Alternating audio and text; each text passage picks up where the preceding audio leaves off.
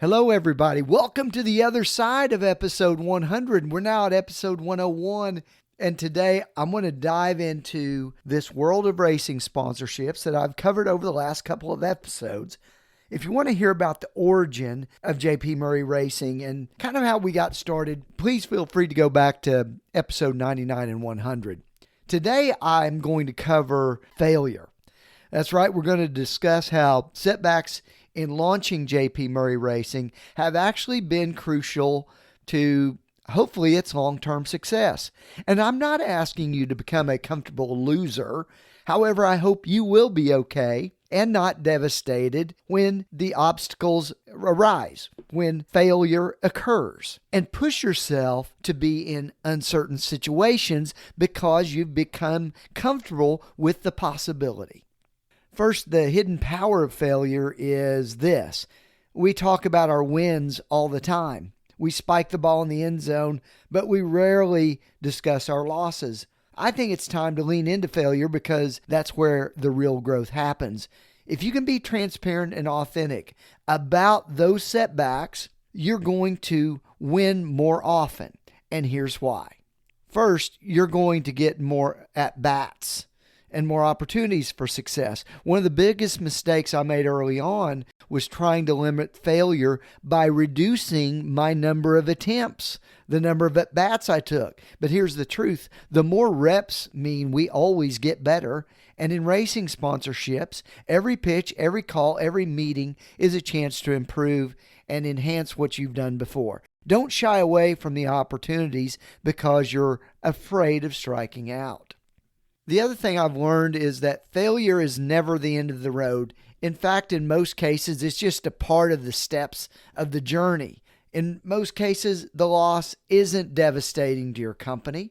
In fact, it often gives us more fire and stories to tell and things to learn from.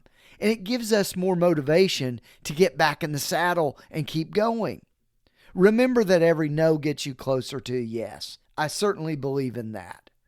Breakthroughs happen at the edge when you've got some risk involved. Just yesterday, I connected with one of the biggest companies in the motorsports industry. The only way I could win was if I was okay with failing on the cold call that I made. I was willing to go to zero, and that's what gave me the courage to make the call. So if you get on the edge, you can take those chances, calculated and educated ones, that can enable you to push yourself out a little bit further in terms of your influence and your skill. Let me talk about something even more specific. These micro failures that we might hear as objections or resistance to our sales pitches and our sponsorship plays. Handling objections when selling your racing sponsorship is very important. And this is kind of for these folks that are in racing, but it's not your full-time gig. I want you to be prepared for it. You're going to hear these micro losses often. So when you get an objection to your sales call, I'd like for you to start writing down what those are. And you're going to find that there are 3 or 4 common objections that you most often hear. Then I'd like for you to develop talking points for those common objections. Keep that script right next to you.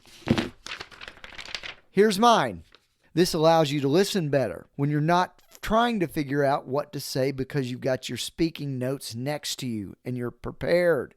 You're not making up the play every time and just running it ad-libbed. You're prepared, you sound better, you've got an objection that you're going to overcome. And most importantly, it helps you kind of smoke out those throwaway objections that prospects like to use, like, oh, we don't have budget this year. Oh, we're set with all of our race drivers for this season. I'm taken care of right now. We're not interested. In the next couple of podcasts, I'm going to go into detail about how to handle each one of those. And you've got a response that is educated, candid, and thoughtful. You're going to eliminate that objection and get to the real concerns that company might have. Hey, folks, as I wrap up, you're going to face setbacks and headwinds. But I think it's part of any winning equation. By embracing these things, we're going to be able to take more risks, learn faster, ultimately provide yourself the experiences you need to be the best you can. Hey, I challenge you today to do something where you might lose, to get uncomfortable in your own ventures, whether you're in racing sponsorships or any other industry. The willingness to be vulnerable and fall down is what separates the winners that get up from the rest of the people that never even try. I hope this is helpful. Thanks for listening, and I can't wait to speak with you next week on the Push to Pass podcast with JP Murray. Bye-bye.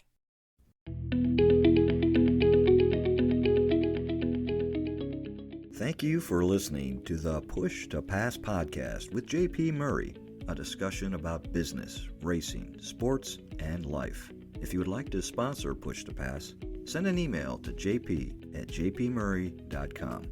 Follow JP on Twitter, LinkedIn, Facebook, and YouTube.